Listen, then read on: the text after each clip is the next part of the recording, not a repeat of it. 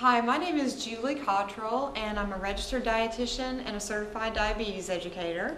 And I'm also a certified health coach and an independent Beachbody coach, which just means that I love nutrition and health, and I love helping people know how to be well and prevent disease.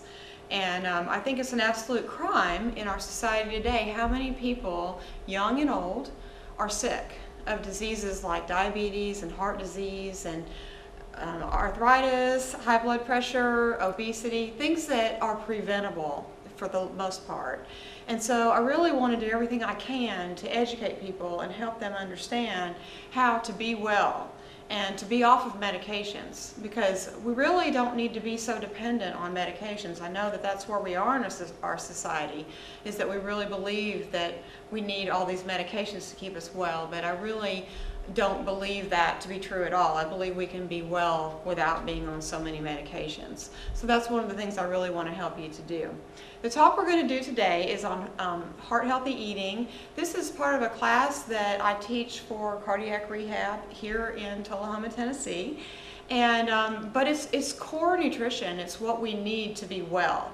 And so if you want to prevent diseases, and this is how I feel about it, if I wanted to never take a medication in my life, what would I do with my lifestyle, with the things that I eat, how I approach life? And that's what I feel, and that's what you're going to find in this presentation today as far as the food goes, is these are the things that you need to do in order to stay well and not have to take medications. And so, you know, it's important for people on the side of it where they're ill and needing to nurse themselves back to health. But in terms of just preventing disease and not having that ever occur to you, this is the kind of stuff we're going to talk about today too. So I think it's appropriate for everybody who wants to be well. So let me go ahead and get started with the first slide, which is talking about inflammation. And this may be a concept that you're not familiar with, just learning about this word inflammation. Inflammation is something that occurs in response to injury.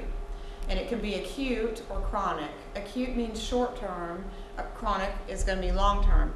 When we have acute inflammation, that's something like, say you got an injury, you skinned your knee or something, inflammatory chemicals are released in your body and it helps to heal. You get a scab and just different things happen, and it's a good thing. We want this to happen. We want to be able to heal ourselves. But when chronic inflammation happens inside of our bodies, inside of our blood vessels, going on inside of our cells, as a reaction to things that we're eating, taking in through our bodies. This chronic inflammation is what is at the source of so many of our illnesses today. Diabetes, heart disease, high blood pressure, obesity, these are all related back to inflammation going on inside of our bodies. And this is truly where we are at in our understanding about a lot of our illnesses today. So we've got to understand inflammation. Even I've got stress up here. When our bodies are stressed, when we react to things in the environment, we release hormones and chemicals that cause inflammation in our bodies. So stress management is important too. We're still learning about inflammation. But this is where we need to understand this as the root of our problems. Okay, so this is where it's at in being well. Inflammation can be measured. There's a test called the HSCRP test, which is highly sensitive CRP. And this measures the amount of inflammation that's going on inside of your blood vessels. Okay, now the American Heart Association recommends CRP testing for certain patients, but not for everybody. So you may not qualify, like somebody who's got heart disease, they aren't automatically qualified at this point for this test. It would be great if they were, but they're not necessarily. But this test is available, so if you are somebody with diabetes, heart disease, have anything that makes you think you might have inflammation going on inside your body, you can have this test done and you can see how much inflammation you have.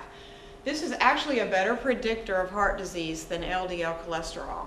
And right now, in this day and time, we are hanging our hat on that total cholesterol number and the LDL cholesterol number, and we're making cholesterol out to be the bad guy, when truly cholesterol is associated with these things, but it's not the problem.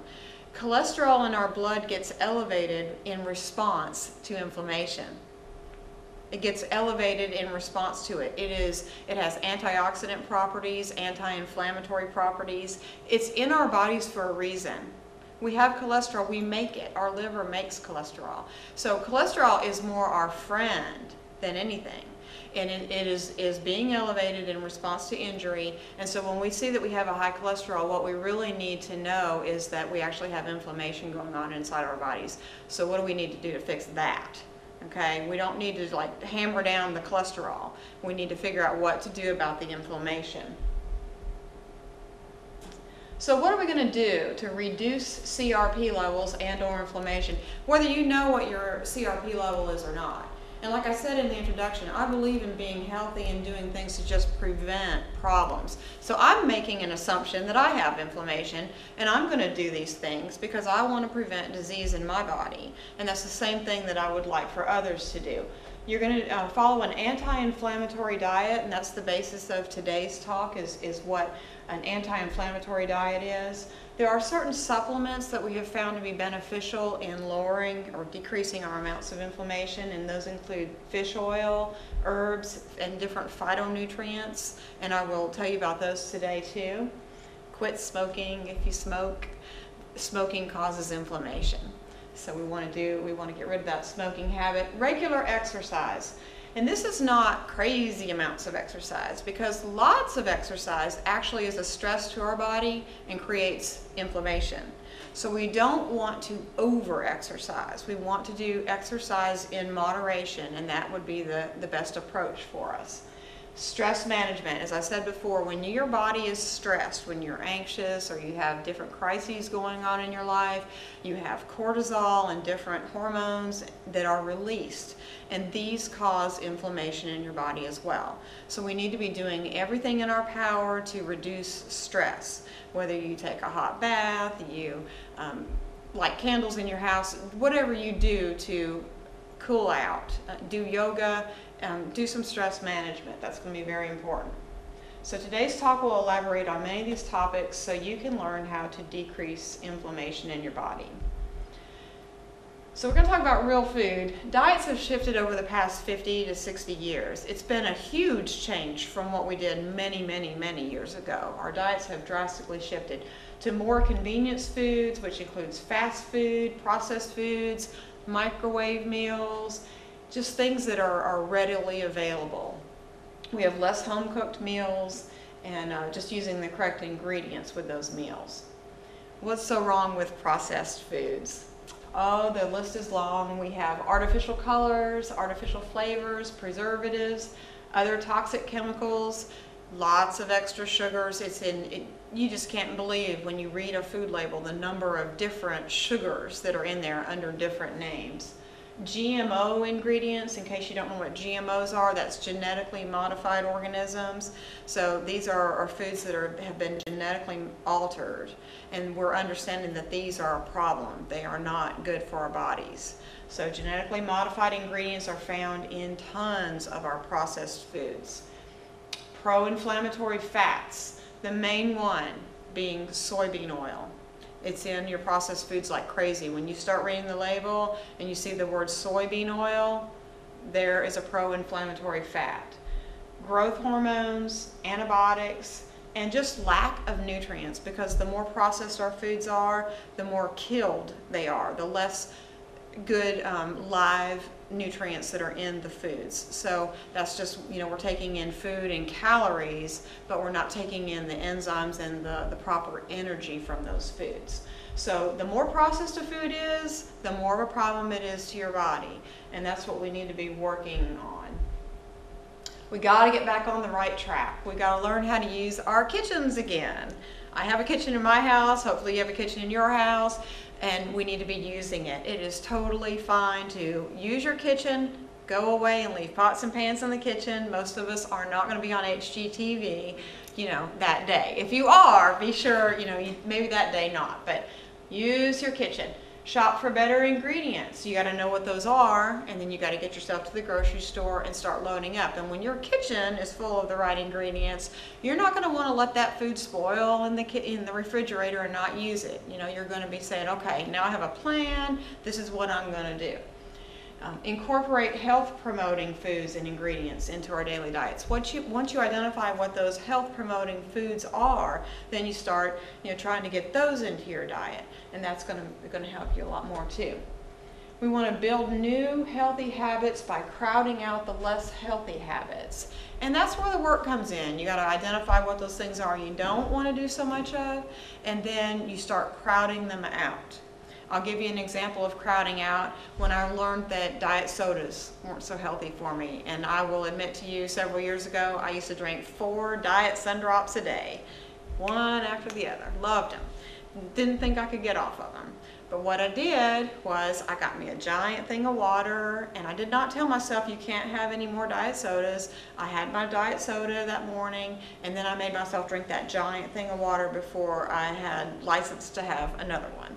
And then I had my second one. By the time I had the other water, I'd already cut myself by 50% because I didn't have room for 2 more, okay? And so you just crowd out, and it wasn't long before I realized how much better I felt on drinking the water, that I didn't need the diet soda anymore. So I think that's just one thing that you need to learn when you're trying to get new habits, is this concept of crowding out as opposed to telling yourself, I can't have. Because as soon as you say I can't have, that's what your body wants, you just draw attention to it. Okay, so we're going to build our diet on 3 pillars, and these are lean proteins, healthy carbs, and healthy fats.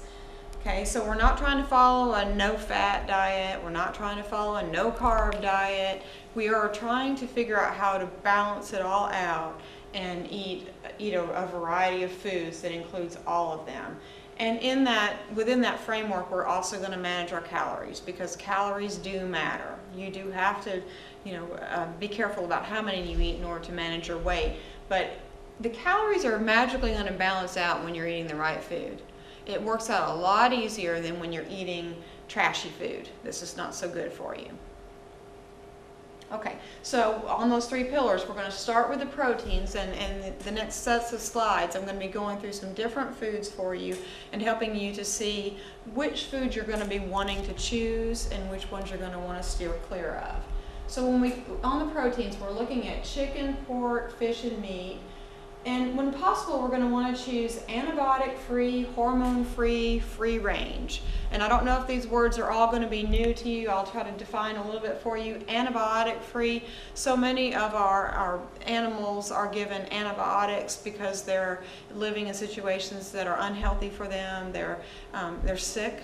And sometimes they've been given antibiotics too because we have discovered that they grow faster when they're given antibiotics. And we want this to happen because we want to hurry up and mature them. So it's an unfortunate situation, but they're given these antibiotics, and this is getting into our bodies as well. So when you eat foods that have been given antibiotics, you're going to take those into your body as well. So we want antibiotic-free, we want hormone-free, and free range doesn't always apply exactly what we want it to mean, but it's going to be a better situation than totally caged. Not corn-fed, because corn is one of our lovely GMO ingredients, and so most of the time when something's been corn-fed, if it's not organic, it's got GMO ingredients in it, so that's not what we want. And vegetarian-fed is also the same way. So we really would love it if our animals were able to be just free range and actually consuming what they are meant to consume. Organic when possible. And so just looking for those things is going to be helpful. To decrease expense, we're going to try to eat these just in smaller quantities. We don't need to eat the largest steak, so just try to get, for the palm size of your hand is a perfect size portion of protein, whether you're talking about chicken, fish, pork. The palm size of your hand is a good amount to eat at a meal where you're consuming that. You can also do things that make it amount to more, like stir frying.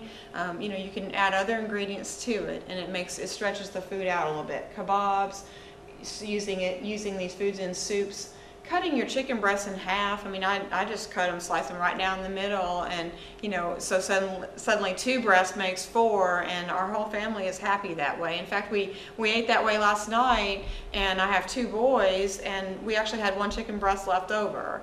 So I had that for lunch today. So, you know, you can make it last. Buy the leanest meats that you can find. And the main reason for this is because animals, just like us, store toxins in fat. That's one of the reasons we have body fat, is because this is where we store our toxins. It keeps the rest of our body safe from them. And so when animals are constantly eating foods that have all these awful things in them, then they are taking in these toxins and they are storing them in their fat, and that's what you're going to eat when you eat fat from animals that are not organic and not been raised in the ways that we want them to be raised. So what you're going to do with your meats and things like that is buy the leanest that you can and remove visible fat. You know, you can cook your chicken with the skin on if you want to, and then just remove it before you eat it. So, and with your ground beef and things like that, just be sure you're pouring off all the fat that you can, and you know, try to find grass-fed and organic when you can too. Just do your best with that. And just listing out some different methods of cooking, and trying to just let you know that we want to also, as part of our whole trying to be as healthy as we can, cook your foods as gently as possible and not like burn them and things like that, because you're creating carcinogens when you burn and char your foods. So we want to be very, you know, cautious about that too. I know it tastes good, but let's don't do it. Okay, with eggs are another protein source. And for so long, I just hated that eggs were given such a bad rap, and we said, don't eat the eggs because of the cholesterol in the eggs. Well, the thing with the cholesterol is your body gets rid of cholesterol if you don't need it. So when you consume eggs and things that have cholesterol in them, the shellfish and stuff, if your body doesn't need it, you excrete it. You get rid of it. You're not going to hang on to it. It's not going to drive your blood cholesterol up like we had assumed. So unless you are one of those 5% or less of the population that has this condition called familial hypercholesterolemia, then you don't need to be worrying about the cholesterol in your eggs. And if you don't eat cholesterol, what's going to happen is you're just forcing your liver to churn out more. You're creating a hardship for your body. So I definitely believe that we don't need to be so diligent about avoiding cholesterol. Our bodies need cholesterol. As I said before, the reason our cholesterol levels are getting so elevated is from inflammation. That the cholesterol levels are being driven up to try to help solve that problem. So decrease the inflammation, this cholesterol issue is not a big problem. So as far as eggs go though, we want to choose the best eggs we can. So choose whole eggs and not egg substitutes, because egg substitutes are moving in the direction of a processed food. Things have been removed, it's not the whole food. Sometimes you're buying just the egg whites and things like that. We don't need to be doing that. We need to eat the whole egg. And we want to look for eggs that have more omega-3s in them. So if you can find some eggs that are free range, that have some omega-3s in them, that would be a benefit.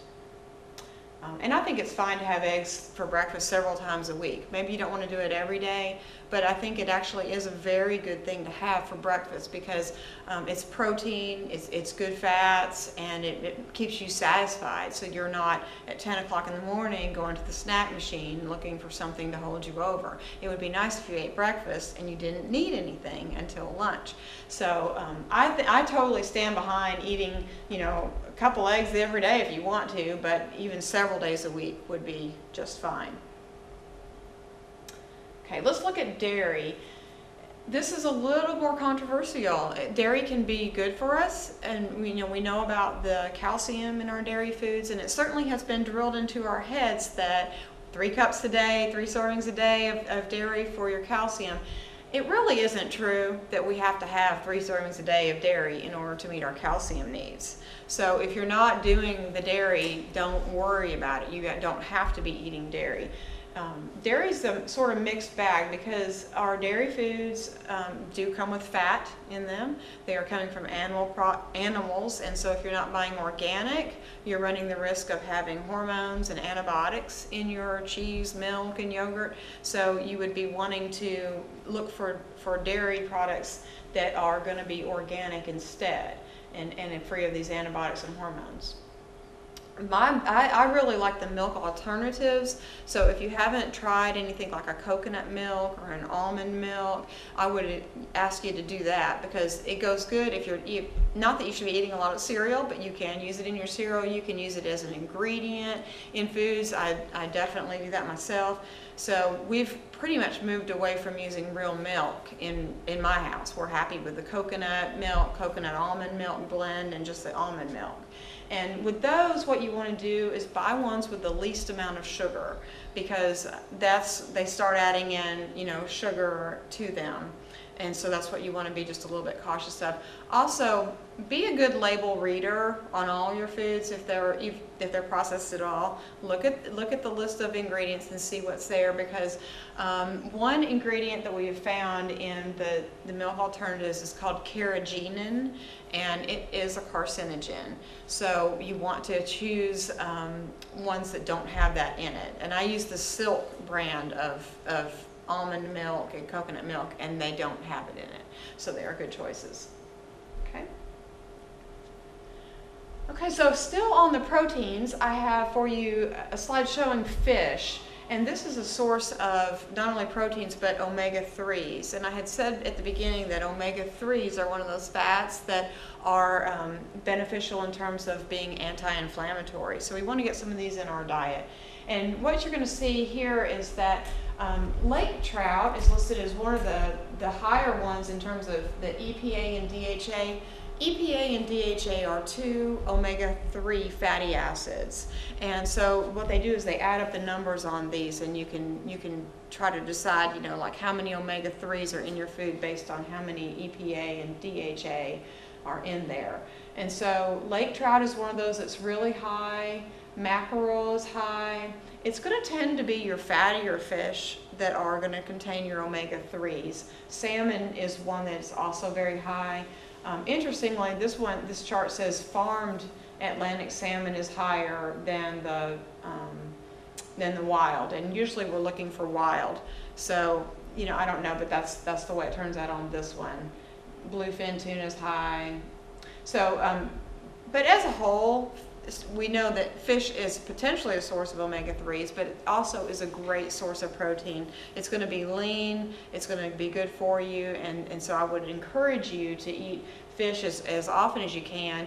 It's recommended that we consume about 3 fish meals per week. And I know a lot of people don't do that. And vary it up because you're going to find differing levels of mercury in your fish and just different things in your fish. So it would be best to vary up. Eat a white fish this time, eat salmon this time, tuna another time, and cod another, and just kind of vary which fish you're eating. Oh goodness, we've got a slide about soy. There was a time when I was told that soy was very healthy, and I definitely promoted it as being something that was very healthy. And just like everything, it's a mixed bag because soy can be healthy in small portions and when eaten correctly. But we don't always get the right soy in our diet, and the vast majority of the time we actually don't. So the soy that we find in our grocery store and in our processed foods is in an unhealthy form. And that's unfortunate. It's not organic, so it's laden with pesticides and has been usually grown in nutrient depleted soil, and not fermented. The fermentation process with soy in a lot of our foods, it helps to release what's called phytic acid that's in some of our foods, and that it binds up different minerals in our bodies and causes us to excrete them. And so like in our soybeans, in regular beans that we eat, in all of our grain foods, and a lot of other foods, we have this substance called phytic acid, and the more we consume of these foods, the greater the chance that we're binding up minerals and losing them. And I really believe that this is one reason why we have such a struggle with calcium, because if we're losing calcium constantly this way because of it being bound up, then there's a calcium crisis. But if we weren't eating so many of these types of foods, then perhaps we wouldn't need to be so needy on the dairy side of things. So I think we just need to be careful with the soy in that term. And the problem is that the soy is in so many of our processed foods. If you go looking down the label of your processed foods, you're going to find soybean oil, soy flour, textured vegetables, protein, all these different forms of soy in your foods, because soy is grown, it's a crop that is grown heavily in the United States, and we got to do something with it. So it's in our foods, it's a filler. And so there you have it. So soy also contains pro-inflammatory omega-6 fats. So it's one of those things that's actually causing inflammation. Soy can be healthy when it comes from the right sources and if used in moderation. You may have never heard of a product called tempeh. That is something that, it's like a soybean cake, and it actually is, it's very tasty, and it's something that you can marinate. It's not tofu, okay? And I don't really recommend tofu because tofu is not a fermented soy product. But tempeh is. It's fermented, and you can use it in the same way that you might have used, sort of the same way you might use tofu, but it tastes really good. You can use this as a meat substitute. So, so tempeh is good, miso, natto, and if you're ever going to use soybeans at all, I would recommend buying the organic soybeans as well. And but soy, one of the things I want to tell you positive about soy is that soy, the soy proteins can scavenge cancer cells in our bodies. And so it actually is good in moderation to consume a little bit of soy, but it does not take much. Just talking about a little bit, you know, maybe once a week you eat just a little tiny bit of soy, and that would be beneficial. But it's certainly not going to need to be something that's in your everyday food. So there's our protein. And so let's move on to carbs. You know, there's so many people that are scared of eating carbs. And I gotta admit that, you know, there's a time when you get deep into the research and you realize how carbs can be to you, that they can, you know, increase your insulin levels and all this, you can get into this little carb phobia sort of state. And you don't want to do that either. You want to learn to, you know, be moderate in your consumption. We have to have some carbs. They can be very good for us. But the problem is the kinds of carbs most of us eat is processed food carbs. And so that's where the real problem is. Carbs can cause inflammation, and they're going to be primarily in those processed foods where we're eating just these excessive sugars, and it's causing insulin levels to rise, and we're getting this inflammatory process along with it. Healthy carbs, in contrast, are going to raise our blood sugar slowly rather than quickly. They are going to contain fiber, but it's not fortified fiber. It's naturally occurring fiber, as would be in, like, say, our beans. They're going to be more nutrient dense. It doesn't have to be fortified because it's going to be grown, hopefully organically, in the right conditions, and it's going to have its own natural ingredients, own natural vitamins and minerals in it. And as a general rule, we want to aim for about 30 to 40 grams of carbs per meal and about 15 to 20 grams per snack. And I'm going to give you an example of what that would be. So that's not a carb-free diet at all. If you were eating 30 to 40 grams per meal, then say 30 at a minimum, and 3 meals a day, that's going to be 90 grams plus some snacks. So, you know, anything in the 100 to 120 range for most people is going to be, you can lose weight on that or be healthy. And as you continue to increase beyond that, when you get to 150, 160, 180 grams of carbs a day, you start getting into, you're not only weight maintaining, but you might be gaining, because carbs do cause us to gain weight if we eat too many of them. Okay, so here's some healthy choices of carbs. I've got brown rice on here. A 1/4 cup dry would make a 1/2 cup cooked. and that would be 35 grams of carbs. So if you were giving yourself around 30 to 40 grams of carbs at the meal, then that half a cup cooked plus a meat of some kind and a low carb vegetable and a healthy fat would round out your meal very nicely. And you could eat less carbs than that too. I mean, you don't have to eat a half a cup. You can get used to eating, say, a third of a cup cooked, and that would be even better. Basmati rice is actually a good one. A small baked sweet potato, the size that would just kind of fit into the cup of your hand, that would be the right amount. And you know how many times you eat out and they serve you these giant, potatoes. It doesn't cost the restaurant very much to do that, and it makes you happy because you're like, wow, look at all this food. But truly that should be, you take that other half home. It should be tomorrow's meal too. So half of what we often are served as a sweet potato is what you'd be wanting. Quinoa, you may or may not have heard of quinoa before. Quinoa is an ancient grain, and it actually is a very healthy grain to eat. It gets touted as being so high in protein. It's just slightly more protein than some of your other grains, but it's very good. And with any of your rice, quinoa, things like that, if you want to add more flavor to them, you can always cook with like a broth, a chicken broth. It can be organic chicken broth, something like that, to give it a little more flavor, or you can season it afterwards.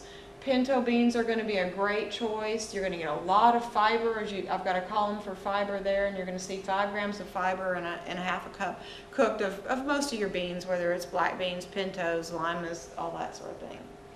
Oats, this is the one cereal that I'm going to stand behind. I'm not a fan of any dry cereals, any at all, but oats are steel cut or rolled oats are a very good choice, and you have absolute control over this when you're cooking it yourself. And you can add your own ingredients. You can add the milk alternatives to it. You can season it with flavored yogurts. You can stevia. There's all different kinds of things you can add to your oats, and very satisfying, very filling. And so that's one thing that I do stand behind. And then bread, you may or may not have heard of Ezekiel bread or the sprouted grain breads, but when it comes to breads, these are going to be your healthiest breads to consume because the grain has been sprouted and it's just full of live nutrients, as opposed to the other kinds of breads that you're going to find at the grocery store. So look for Ezekiel or sprouted grain breads as your bread of choice.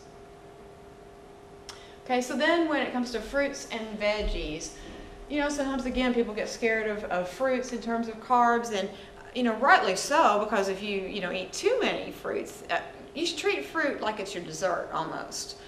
It does have more carbs. When you look at an apple, you can see a medium apple has 19 grams of carbs, and a medium banana is way higher, 26 grams of carbs. So we want to go really careful with those bananas. You will find berries to be a really good choice, whether it's blueberries, strawberries, blackberries.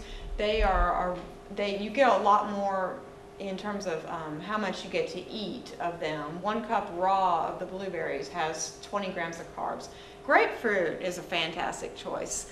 Half a grapefruit only having 10. Unfortunately, some people take medications that interfere with the grapefruit. I find that it's just, again, it brings me back to wish we could get off those medications that are causing the problem, which means we've got to prevent these diseases from happening in the first place so that we don't have to be on these medications that we now can't tolerate grapefruit for. So, but grapefruit can be a good choice for a lot of us.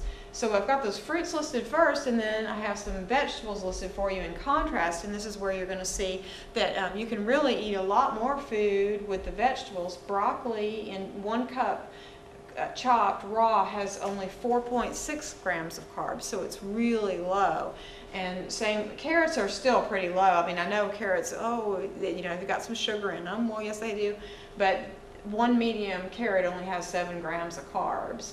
Collard greens, 8 grams in a cup. Lettuce is really low. The only problem with lettuce is it doesn't have a lot of nutrition value. The darker lettuces do, more so than the iceberg, but it does help to fill us up. And so that's another thing that we're trying to do when we eat, is just get full. And so it has value. And then peas and squash and zucchini are, those are good choices too. So fruits and vegetables, they are a source of vitamins, minerals, antioxidants, phytonutrients, and fiber, and all of those are good things. As I said at the beginning, phytonutrients are very important in terms of scavenging things and helping to slow down inflammation. So we want these vitamins and minerals and antioxidants, we want all that in our bodies, so we really do need to be eating the fruits and vegetables on a daily basis. They promote alkalinity in the blood as well, and a more alkaline blood level, it helps to prevent disease, because disease actually thrives in acidic conditions. Now our bodies are constantly changing. It's not like you just eat something and then that's the way your blood is, you know, going to stay that way. Your body is constantly changing and pulling nutrients out of your bones and all that in order to equilibrate. But if you will eat these fruits and vegetables, you will be putting the alkaline substances into your body, that you don't have to be losing calcium and other minerals into your bloodstream in order to get things even back out. So you just want to daily be eating the fruits and vegetables, and that's going to help you prevent disease. You want to eat a wide variety. You don't want to always be just eating the carrots. You know, you want to be choosing up different vegetables, eating those dark greens and just different colors, because you get different nutrients from each different color. And vary your cooking technique. Sometimes you're going to want to saute, maybe you want to roast it in the oven sometimes, but also you want to eat some foods raw, because actually there are enzymes present in your raw vegetables and fruits that once you cook them, once they get heated past a certain point, and the heating point at which enzymes are killed is the point at which you would get burned by it. So like if you were to, you know, heat your vegetable to the point that it's so hot that it would, you know, kind of hurt to the touch, all the enzymes, all the active enzymes in them are killed. And so this is why it's actually beneficial to eat maybe a salad before a meal and enjoy it, chew it up. Chew. Our teeth are meant for chewing. We have digestive enzymes in our saliva that start working on our food, and that is going to help release enzymes before you even swallow. Then you get those enzymes down into your stomach, and those enzymes are ready to help you digest your meal. So it's very beneficial to eat some raw food as a sort of an appetizer portion, and then eat your meal, and you'll digest everything a lot better. So just vary it up. I mean, there's even extremes in this where you have raw foodists who want to eat like 90%, 100% of their food is raw. You know, I don't believe in that at all. I think, you know, 50%, you know, or just try to get some raw foods in there and some cooked. Okay, so what else we got here on the fruits and vegetables? Choose fresh when possible. That's going to usually be your best bet, but because of the food miles that our food travels, sometimes fresh is not the best. Sometimes frozen is actually going to be just as good. You need to read labels and see what else is in the food, what kind of preservatives and things. Canned is going to be your least favorite choice, because the canning process is going to heat the food to a certain temperature that's going to kill the food even more so. So it's not going to even have as many good nutrients in it. So go fresh, and then fresh and frozen kind of a toss-off, and then canned would be your last choice. And choose organic when possible. I know organic can be expensive, and so that's one concern that we have with the organic food is the expense of it. And so let's take a look at this, which is a slide. This is put out by the Environmental Working Group, and it shows us two lists. One is called the Dirty Dozen, and the other is called the Clean 15. The Dirty Dozen is a list of the worst in terms of contamination, the produce that is the most contaminated in terms of pesticides and residues and things like that. So apples are the top one on the list. They are the most contaminated. So I always buy organic apples. And then celery is the next one on the list. Strawberries, peaches, spinach, nectarines, grapes. You're going to tend to find these to be ones that have a thin skin and a skin that you're going to eat. These are the ones that you're going to want to tend to buy organic. Then when you get into the Clean 15, this is a list of the least contaminated fruits and vegetables, and they are listed in best to worst order. So there's no need to buy organic onions unless you just really want to, because you're going to peel them anyway, and there's not a huge benefit. Pineapples, sweet corn, avocados, asparagus, sweet peas, mangoes, eggplant, cantaloupe. And like I said, there's going to be a lot of times where it's a food that you're not eating the outside or the skin as well. So you can use this list. You might want to, you can Google it and, you know, print out a list for yourself, put it in your purse to commit it to memory, or heck, you can probably put it up on your iPhone when you're at the grocery store. But it can help you to make better decisions in terms of not wasting your money on organic food when you don't need to, but making the best choice in terms of which organic food to choose. Okay, so now here's some examples of less healthy carbs. And these are going to be your processed foods. So your crackers, your dry cereals, pasta, plain bread and rolls and pastries, potato chips and other snack chips, cereal bars. I know lots of people who live on those cereal bars and think that they've, you know, just got to have that cereal bar, that energy bar, granola bars, candy, cookies, ice cream, frozen yogurt. We've got to learn to crowd these foods out with healthier foods. And so, for example, the crackers. You might eat crackers with your tuna salad. Well, instead of doing that, what I do is I cut up some slices of cucumber, squash, zucchini, carrots, and just kind of dip it along with that instead. And it's very tasty. It gives you all the crunch you need, and you're getting the raw vegetables that I just talked about. So anyway, pasta. Instead of eating pasta, go with spaghetti squash. So that's a really good one. I love it, and I've gotten my family hooked on it too. So we do that. We just really don't eat bread. I mean, there's so many things you can do with lettuce to make wraps and things that it just seems like bread is almost not needed. I mean, I do eat a little bit of Ezekiel bread because I do like a little bit of bread, but you know, many times we don't need it.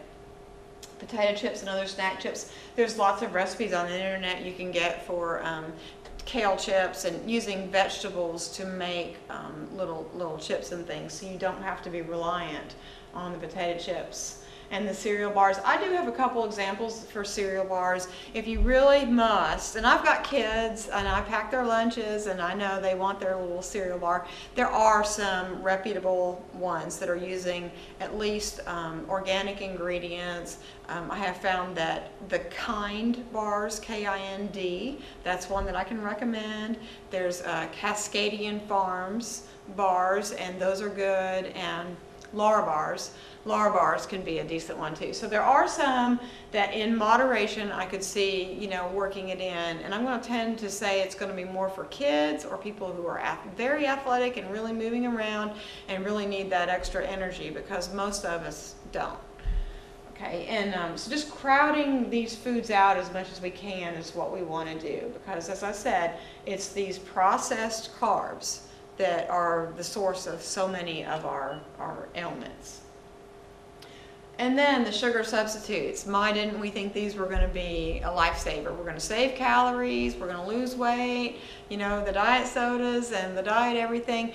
And unfortunately, the sugar substitutes have worked their way into our food supply too, to where, you know, you might buy some light fruit in a can and or reduced sugar, and it's actually got Splenda added into it. So you've got to be wary of this. The yogurts, a lot of yogurts have got Splenda added into them, so be careful there too. We have learned that the sugar substitutes are not healthy for almost by and large. They are not healthy. The American Dietetic Association is coming around in trying to get this message across, but they're slow. They're still kind of saying it's okay, but more and more of the publications that I read are telling me that this is not good, and these are reputable publications. So what we've learned is that they may stimulate insulin release. Insulin is a hormone that increases in our body in response to sugar, and you would think that if you're eating no calories and no sugar, then there'd be no insulin release. But if you eat a sugar substitute and you get an insulin release, then your body thinks you ate something sweet. And now you've got this insulin up there. And so you've got no sugar to back it up. That insulin is there to get sugar into your blood, into the cells, and there's no, so now you're hungry for something to eat. You know, so next thing you know, you're grabbing something. Why am I hungry? I just had a Diet Coke, you know? Well, you had a sugar substitute. So, and then the other thing, so it causes food cravings, and then it also, this is just like I talked about inflammation at the beginning being something that we have got to educate ourselves about. Gut health is the other one. We have bacteria in our guts. We have probably 4 to 5 pounds of bacteria that we need. And in fact, our bodies are composed of more bacterial cells than human cells. Believe it or not, we are bacteria. We need to be friends with them. All this antibacterial soap and all this fear of bacteria, we need to be friends with bacteria. We need to put the good, healthy bacteria into our bodies. I take probiotics. I don't have slides about all that, but we need the good bacteria in our bodies. So what we have learned is that there are many things that are interfering with our gut bacteria, which are supposed to be doing good things. It's the seat of our immunity. And one of those things that's attacking the gut bacteria, sugar substitutes. They do something to the gut bacteria that creates disharmony and changes their, you know, how many good ones we have versus how many bad ones we have. And so when you let the bad ones thrive, we get in trouble. And so we need to be doing everything we can to help our good bacteria and not doing things that hurt them. And so these sugar substitutes, they are one of those things that has probably been interfering, and so we need to watch out for them. So Splenda, NutraSweet, Sweet and Low, I'm sorry, pink, yellow, and blue, you are not in my life. And so stevia is the only one, it's the green one. If you've seen stevia, it comes from the stevia plant, and it is the only sugar substitute that I think is appropriate to use at all. And if you're struggling with weight management, I would even suggest using it in moderation, because there's still maybe that effect of, you know, you eat something that is sweet and your body, you release this insulin, whether you had very much sugar in it or not. I mean, it was a sugar substitute, there was no calories in it, but you may still release that insulin. So just be wary of using too much of the stevia as well. But I think in moderation, it is fine, and I use it, my family uses it. Okay, so that's it for the carbs. And so our last big pillar is the fats. And you know, for many, many years, we were just as afraid of fats as we were the eggs. You know, follow a fat-free diet. And I am one of those who did that very same thing all through my college career. I mean, I was in college a long time too. I was 5 years undergraduate, 2 years getting my master's. And I followed a fat-free diet or very low-fat diet throughout that period of time. And it's really unfortunate because I was miserable. And it just was not the right diet for me. But, you know, it's what we were told to do. And I was at a very influential point in my life where that's what was the word, was low fat. And so I did my darndest, and you know, it's like one of those things where you think, I must not be doing something right, I'll try harder, you know. And you got to realize this, like, this is a message to all. If you're doing something and you keep doing it and it doesn't work, change up. It doesn't work. So this whole idea that we should be eating fat-free, I am living proof that it does not work. And you know, when I did that very low-fat diet for a long time, and it was a lot of processed foods too, my cholesterol was 295.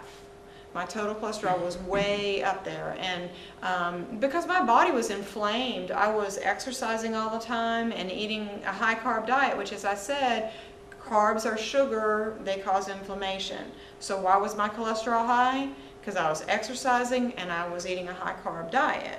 Okay, so when I got off of that, now my cholesterol is barely 200 because I'm not eating all those carbs anymore. I'm just eating a very balanced diet, as I've been talking about in this today. So, and exercising in moderation. We don't need to exercise all day either. So we need fats in our diet. We need to just know what types of fats to eat because they do good things for us.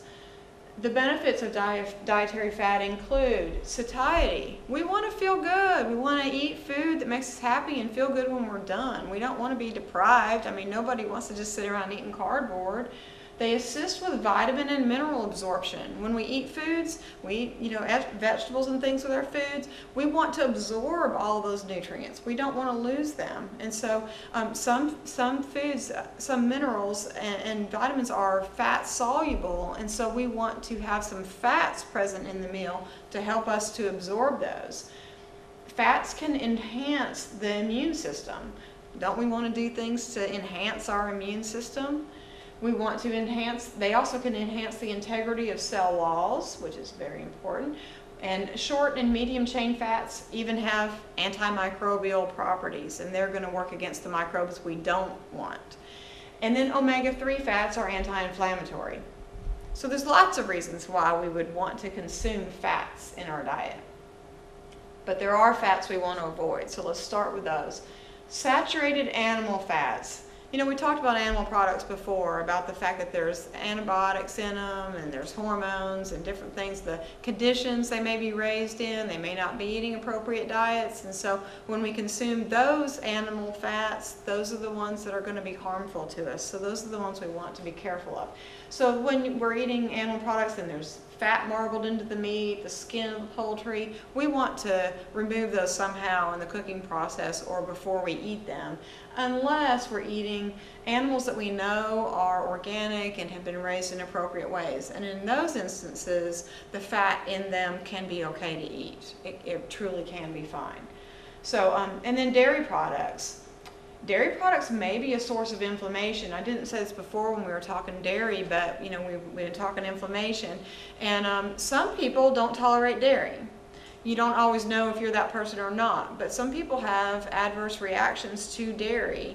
And so when you are a person who your body responds adversely to it, it causes inflammation. That's the way any food allergy is. And a lot of people are allergic to different things, different foods. And so anytime you're eating foods that you are allergic to, whether you know it or not, that's another source of inflammation going on inside your body. So it could be worthwhile to at least decrease your dairy products. Organic butter is a good choice. Here's that controversy about butter versus margarine. Most of our margarines, if you look at the ingredients, you'll see soybean oil. That's going to be one of the first ingredients in your butter. In your margarines. So look for that, and don't be buying any kind of margarines that have soybean oil in them. And I actually find that organic butter, if you will just buy organic without any sodium in it, that is going to be a really super good choice. So that's what I do. And organic butter is a good source of short and medium chain fats. I know we think, oh, it's got this fat in it, it's going to be so bad for us, but our body uses short and medium chain fats very well. Medium chain fats are used for energy very rapidly. They are not going to your fat cells. What's going to go to your fat cells more is the candy bar or the sugar that you eat. The sugar is what's going to cause the insulin release. It's going to keep those fat cells where they are. But when you eat the appropriate fats, it melts off of you. So do include the right fats in your diet. Okay, so as far as avoiding fats, there are unsaturated fats that we also want to avoid, and this includes corn oil, soybean oil, sunflower, safflower, vegetable, partially hydrogenated fats, and margarines. So there's a whole list of them, and what I can just tell you about this, number one, don't be buying these as your oil to cook with, but then these oils are highly prevalent in our processed foods. We keep coming back to it. The processed foods are where you're going to find these ingredients, all these ingredients that we don't want to eat, unless you're buying organic processed foods, because there are a number of organic, like I've got some examples with me, but like some organic tortilla chips. They are blue corn tortilla chips, and they're actually made with the correct oils, and so that could be a possibility there. But when you're just buying tortilla chips, you're getting these oils that are not good for us. And a lot of times they are raised to the high temperatures, and they are getting rancid because of what's going on. So we just don't want to be eating these types of fats. Okay, the fats we do want to eat, these are going to include avocados, and about 1/4 to half an avocado per day would be considered moderation. And I really do think that we need to be including these in our diet. It's a source of saturated fat, but it's good saturated fat. And so try to find ways to incorporate that. They go good on salads. You can eat them by themselves with a little balsamic vinegar, salt and pepper on them. I put them with eggs. There's just a lot of ways to eat your avocados. Butter, organic grass-fed is best. Coconut oil is also super good, and so I would encourage you to include a little bit of coconut oil. It's mostly short and medium chain fats, and coconut oil contains antimicrobial fats in them, so they work against the microbes that we don't want. So coconut oil is fantastic for us, and 1 to 3 teaspoons per day would be a good amount to consume. Unsaturated fat sources that are also good are going to include the olive oil. We do want to be careful about olive oil not to increase the temperature too high. If you're going to stir fry, you're not going to want to use olive oil because the temperature is going to go too high. So I would do more of a coconut oil, a little sesame seed oil. That's going to do better for the stir fry. And nuts in moderation. We know that nuts are good for us, but some people want to, over-consume their nuts in terms of just the volume that they consume. So like a little handful a day would be the right amount of nuts to eat. But nuts are good, or like 2 tablespoons worth of a nut butter would be good. And so it's not a whole lot, but a little bit is just fine. Okay, we're getting near the end here. Beverages, what I want to say about beverages is to make water your main beverage. Water is what most of our body is made up of. About 60 to 65% of our body is water. And so it would be great if we could mostly consume water as our beverage. Flavor it with lemon, grapefruit, other fruits, cucumbers. Some people put little herbs and things in their water. Just anything you want to kind of sparkle it up and make it taste good. But water would be your best bet. Coffee and tea may be used in moderation. I know sometimes people get on the bandwagon of, oh, I can't have any caffeine whatsoever. And caffeine in moderation is okay, but it is a problem for some people. What we consider moderate in terms of caffeine is 300 milligrams per day, and that would be equivalent to a couple cups of coffee, and a glass of tea per day. The things about caffeine is it can speed up the heart rate, it can cause a temporary increase in blood triglycerides, and these are fats in your bloodstream. It can cause blood sugar and mood swings. It can cause cravings, and it's usually the cravings come after, like you've had several cups of coffee and now finally you're depleted and you're like, whoa, I need something, and now you're trying to put it all in there. It can interfere with sleep, and sleep is our restorative. We need sleep. That's when our body shuts down. It's like turning that computer off every night, and that's where the stress hormones come down and our body heals itself. So we don't want to do things to interfere with our sleep either. But caffeine can do good things for us too. It can keep you alert. It can help you with it can stimulate your bowels, and we need to have regular bowel movements. It can improve athletic performance and be a source of comfort to you. So, if a little caffeine in your life is something you want, I don't see a problem with that. But just keep it in moderation and don't let it interfere with your sleep cycle and your anxiety level and just with your cravings and things like that. So you just have to know yourself and know what the effect it is that it has on you. You be the judge. The things that we want to avoid in terms of beverages, anything with sugar in it. When you see sugar on the label, I can rest assure you that it is going to be a GMO sugar. It's genetically modified, and so that's what we want to avoid. So we want to just try to aim for sugar-free beverages, but not sweetened with Splenda and these other sugar substitutes. Also, like, you know, a lot of people like to use these waters that come in these plastic bottles, and that's fine to use, but be careful about letting them get heated, because when the heat interacts with the water, the BPA in the lining of the bottle can leach into the water. So we don't want to let those water bottles get heated. So your best bet would be a container of your own that's BPA free, and then to fill it with water. So just be careful about the plastic bottles. Okay, so as a recap, what I want to say is that inflammation plays a significant role in heart disease. We must eat an anti-inflammatory diet in order to prevent inflammation, or at least minimize it. And in order to do that, to follow an anti-inflammatory diet, we're going to eat real food. I mean, I could have started off this whole lecture by just saying, let's just all eat real food, and we could all just gone home, right? Eat real food without all these preservatives, pesticides, hormones, antibiotics, artificial colors and flavors, growth hormones, antibiotics, GMOs. These are all things that were never meant to be in food. That's not the way food was ever intended to be. So is it any wonder that our bodies are reacting negatively to it? You know, so we've got to minimize that. We've got to minimize our processed foods, because that's where we find all of these ingredients. If you're going to eat processed foods, try to find the ones that are organic and that are going to have ingredients that you can live with. Nourish your body with healthy carbs and fats and lean protein sources, and drink water and minimize your caffeine intake.